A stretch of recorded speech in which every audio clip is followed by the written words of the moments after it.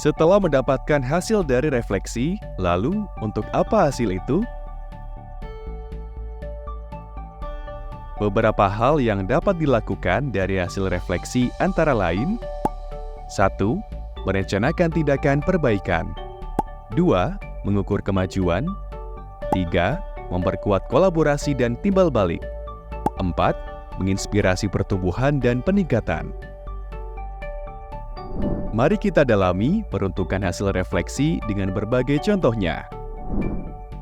Seorang guru, Pak Taufik, melakukan refleksi terhadap pelaksanaan proyek yang sedang berlangsung di kelasnya.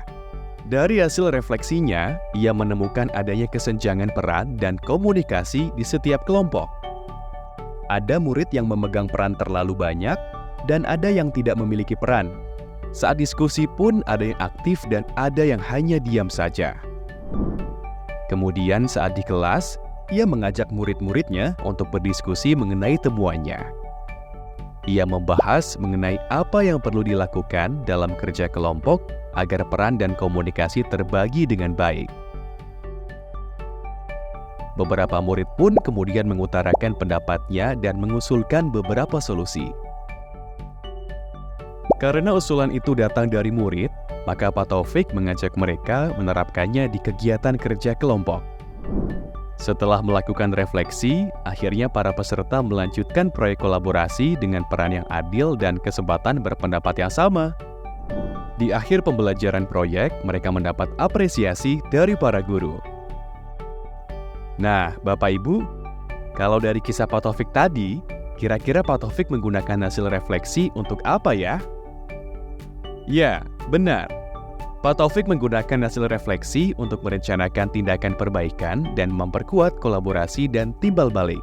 Mari kita bahas. Ketika mendampingi murid-murid melaksanakan proyek, beliau mengamati dan merefleksikan keadaan bahwa terdapat kesenjangan peran dan komunikasi dalam kegiatan kelompok. Beliau berpikir bahwa pembagian peran harus imbang dan iklim diskusi harus dibuat seaman dan senyaman mungkin untuk para murid. Berdasarkan refleksi dan pertimbangan tersebut, Pak Taufik mengajak murid-murid berdiskusi serta menemukan solusinya sendiri.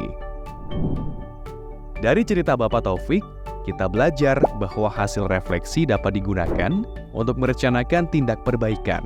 Selain itu, hasil refleksi digunakan untuk memperkuat kolaborasi dan timbal balik.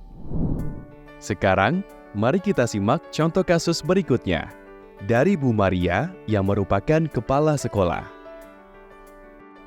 Di awal tahun ajaran, Bu Maria melakukan inisiasi untuk mengintegrasikan pendidikan karakter dalam pembelajaran intrakurikuler. Setelah melakukan refleksi, Bu Maria mendapati pelaksanaan program tidak berjalan baik karena tidak ada indikator yang jelas dan terukur dari programnya. Beberapa guru mengatakan programnya berhasil, namun dalam keseharian masih banyak karakter murid yang tidak sesuai, seperti pembulian, membuang sampah sembarangan, dan lain-lain.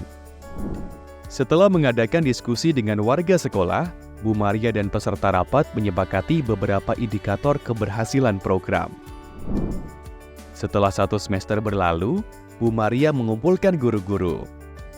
Bu Maria menanyakan tentang dampak yang terlihat pada karakter murid saat ini. Guru-guru pun mengatakan bahwa saat ini para murid terlihat lebih peduli dengan kebersihan lingkungan. Laporan pembulian juga sedikit menurun. Bu Maria pun bisa merasakan perubahan ini dari apa yang ia lihat. Bagaimana Bapak Ibu? Kira-kira Bu Maria menggunakan hasil refleksinya untuk apa ya? Yap, benar. Bu Maria menggunakan hasil refleksi tentang program inovasi sekolahnya untuk mengetahui perkembangan dan mengukur kemajuan programnya. Apakah itu saja peruntukan hasil refleksi Bu Maria? Benar, Bu Maria juga mencoba menggunakan refleksinya sebagai inspirasi pertumbuhan dan peningkatan dari kondisi awal. Bu Maria menyadari adanya kekurangan saat melakukan refleksi. Ia kemudian menggunakan hasil refleksinya untuk mengukur kemajuan programnya. Karena Bu Maria juga mengajak warga sekolah berefleksi, ia juga meningkatkan kepekaan warga sekolah terhadap masalah yang ada. yang pada akhirnya berujung pada perubahan perilaku dari kondisi awal. Bapak Ibu, dari 2 studi kasus tadi, kita belajar bahwa refleksi bukanlah formalitas belaka. Namun, jika dilakukan dengan sungguh-sungguh, hasilnya dapat digunakan untuk membawa manfaat yang lebih baik, yaitu: pertama, merencanakan tindakan perbaikan. Kedua, mengukur kemajuan. Ketiga, memperkuat kolaborasi dan timbal balik. Dan keempat, menginspirasi pertumbuhan dan peningkatan. Bapak Ibu, melalui refleksi kita dapat belajar dari pengalaman, baik itu kegagalan ataupun keberhasilan. Belajar dari kegagalan berguna agar pendidik lebih banyak belajar dan mencari tahu strategi lain yang lebih efektif dengan membaca ataupun melakukan eksperimen. Begitupun dengan keberhasilan. Strategi yang telah digunakan belum tentu dapat diulang dan menghasilkan kesuksesan yang sama.